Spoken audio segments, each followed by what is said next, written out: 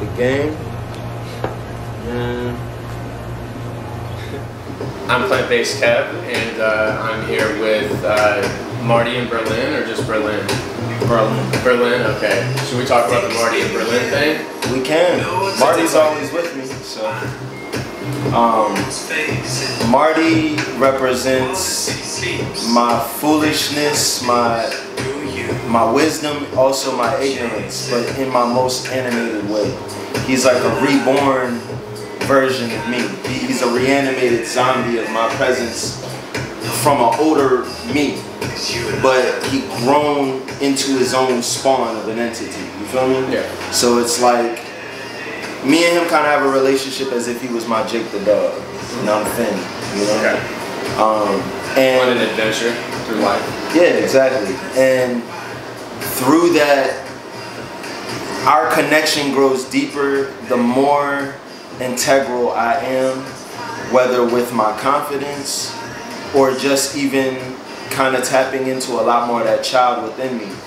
And at times I conflict that a lot with the maturity I need to embrace, as well as the negative emotions and society's oppression that I condemn myself to. So our relationship can distance that much more if I'm really losing maybe a huge part of myself, you know what I'm saying? While we're closest when I'm at my most comfortable, or my most creative. Okay. And does that tie into when you're painting? Very much so, because a lot of my paintings are influenced by my mental despair or the questions I might have within myself. So a lot of my emotions is represented by the black and white colors that are of the glums. You know what I'm saying? And that represents a negativity, a negative exposure. While everything about me is usually colorful, even hence the way I dress. Your favorite color is pink. And purple. And purple, and my truest expression is when I'm at my most colorful. You know what I'm saying? While if I'm dressed in all black or in my darkest, it can represent a lot of maybe my stress and my negativity. You know what I'm saying? So I like to represent it in all my art as a way to grab your attention, because I want love to be the first thing you see. I want love to be what grabs you, which is why I use pink as the dominant color, because I'm into color psychology. Yeah. So the way colors make you feel or what speaks to you, I want to highlight that always at all times. Is that something that you like studied in school, or it's something, Wikipedia? You know, it's like, YouTube holes? you know, we as individuals like to go down a rabbit hole of things that make us feel better about ourselves. So a lot of the times when we feel alone, we'll cling to the astrological signs of what it is that resonate or relate to us. You know what I'm saying? Or, you know, just like when we're considered star seeds and indigo children, at first glance when we learn information like this, we feel that much more engaged because we feel like there's something speaking to us or something that connects to us when we can relate, you know, or if there's something that sounds cool, when we feel that much more closer to it, it impacts us. So color has always been a thing for that for me. Purple was always my favorite color, but then pink became a huge influence to me in a time of me transitioning, transitioning out of religion, transitioning into more questions about myself and becoming more secure about who I am. So within that, just like how we can look up crystals and rose quartz, you know what I'm saying, we want to find out the definition behind it, is the same way I would do that for colors. And interestingly enough, rose quartz is very significant and relates a lot to the color of pink. I mean, even in the hue of it, but when you look it up, it shares a lot of the same characteristics of what encourages the love and our compassion to come out. It's really soft, right? Exactly. And I've at times been an individual that have had softer tendencies through my emotions or the way I think about things and feel.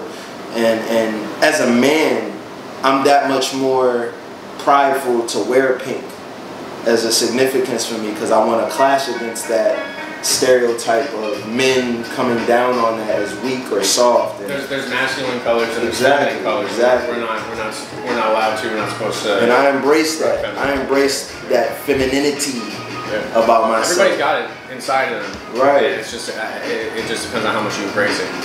And so is that. I like to think that, you know, I'm a martyr for that. I'm a martyr for color, and I feel like in society we need to embrace our color more. You know what I'm saying? And you know, there was even a phase of dressing in all black. Yeah. You know, and I respect a lot of the meanings behind those that really use that expression. Yeah. But then I feel like there's also a reflection of somebody's emotion. Yeah. You know?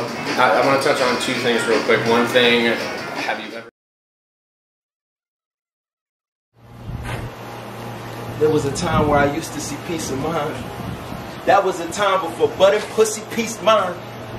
A test of time with these thoughts of peace of despicable times. Licking laser beams into my dry sight of hind. The test of time has directed it shining to shame the elders. Corn to the children, popping seeds, we here to feast. Feast your blood clot eyes. Look what you fucking made. A fucktard of free will being based next to Pookie's grave. Amendments are only resentments till I bleach my skin. You still a spit of phlegm to these wicked men. Spaghetti spinning these women to give the earth they have written. Now I am smitten and kitten abused by a man that is missing. Oh wait, she missing too. Let me fish another body in hopes to cast over you. Maybe fast forward time. Maybe you still with your boo. The audience battles with boos. My conscience wanted me and you to think I have a girl. That's like, I love the like, in some of the paintings you can see that there's like there's a lot of color, but then there's also pockets of black and white, disparity, gloominess, you know? And I remember you explained this one to me. The black and white is it represents, like, you know, being straight laced and fucking like society wants you to just wear your fucking suit and you know, do what they want and then take over what it is that you see, because in that painting in particular is you seeing your vision and dreams that society might not notice. While the Forgotten Prayer one, you know, somebody was bringing note to me the other day, because it's really just how religion plays a huge part in condemning our open mind and free will if you let it be. And I find that being 80% of the time in a lot of our masses. And so it's just interesting how somebody of a different culture came to me about how their household has been of an Asian culture and how their pristine way of living and subjecting themselves to education and grade A and higher tier living, like this plays into their lack of communication in the household. It's just all about this, but I'm not too emotional or caring of what it is that your mind might go through. I just want you to be A-okay. A quote A. You know what I'm saying? But it's interesting how they brought that perspective to me, because they ended up going to a black church and that changed their whole life. No way. As far as just, it's someone growing up in it was an like Asian family. Yeah, strict Asian Went to family. a black then going to a black church, to then having that open themselves up to feeling a lot more emotion, camaraderie, the music, the culture, the entertainment. It really opened themselves up in their eyes to want to bring that back to their family, to hopefully try to bring more communication and life into it. And I found that very interesting from them just getting that in my painting and the idea of it. Because, you know, me, I never was really religious like that. And my parents never really gave you a little extra shit. Alright. Yo, buy my art, yo.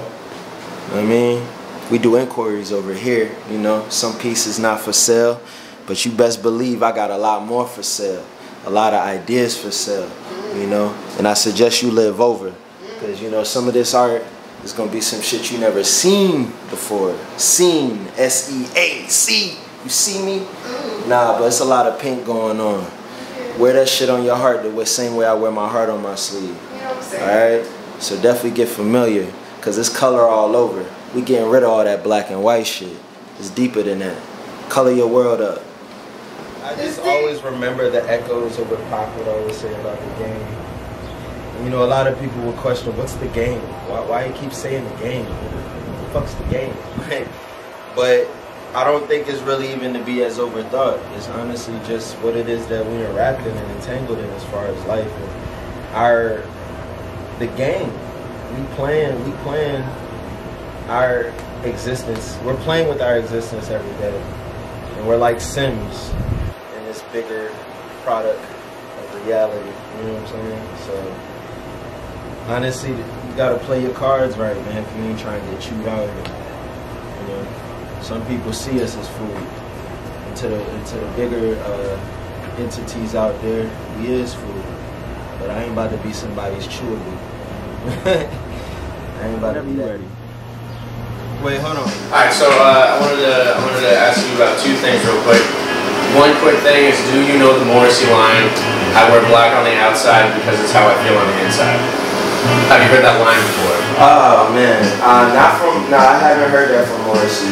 Okay, but that's pretty much what you're saying, right? It's like when you're feeling like in a decent mood and you're feeling a little more colorful, or when you're not in such a good mood, when Marty and Berlin are further apart, you might wear very much so. And see, you know, I even like to think it's subconscious at times too, because you know, it's interesting because when I go to work, I wear my most blandest colored shit. Obviously not trying to dirty up anything, but it's still a reflection of how I feel. There's symbolism in that. There's symbolism. Exactly. And that's, you know, I paint it like that because I'm a very conceptual person altogether anyways, and that reflects a lot of my art. You know, I remember speaking to one of my friends, Parrish Majestic. He kind of gave it to me just as far as what kind of artist I am, and conceptualism is a huge part of that. You're like there's a big idea behind everything. Yeah, like, yeah. And it always comes right after it's done. Like it could even be a week later where it makes sense to me. But I find that a lot in a lot of what I do, even in the music. You know, like sometimes I have lyrics that I'll listen to years later and give new meanings to it. Yeah, because you've lived new experiences. Right, or even sometimes in my bars, I'll be like, damn, I actually hit them with a line where I'm even surprised. Right. And sometimes in freestyles, when I'll hear somebody freestyle, they'll say a line that probably didn't mean shit to them in the moment, and then I'll think about the line and I'll be like, I could think of like 6 different meanings to that one line right now. Yeah. You know what I'm saying? It's just like even when somebody could say, yo, I just came back from the corner store, haunted, right? And it could just be that simple. But in that moment, some people out there is like, yo, I know that feeling. Like, you know what I'm saying? I be feeling that with Benny sometimes. I ain't even in that kind of club, but it just be one line where I be like, oh damn, impactful. I feel it, or I remember being around this even like a similar feeling. So nah, like it's that deep with me, man. I'm a very deep individual, so even in the way I interpret things, just to make endearing life feel that much more meaningful. Sometimes you put meaning to shit just cause. Like that's what's the astrological placement that makes me way too deep with things? Is it my Capricorn moon or Scorpio moon? Right? Yeah, I have a Scorpio moon. It just makes me look way too far into things and like get really way too emotional about things that are like I shouldn't be. You know, okay, like I feel you. Just getting too deep when I shouldn't get too deep. I wanted to ask you about, I've heard you say a couple of times the term glum glums, and I think you mentioned it the first time I heard you mention it was when you explained that piece to me for the first time. There's a band named Ceremony that I used to listen to, and they have a song called the Doldrums, and it's the same concept. The Doldrum. The song is a very gloomy song. The lyrics are really like just complaining about just like being in that doldrummy glum space. Tell me about the glum space. Does it have anything to do with this painting? It has a lot to do with every painting. Any painting where you see the significance of the black and white ghoulish entities, those are the glums. Okay. And they're heavily inspired by Pac-Man ghosts,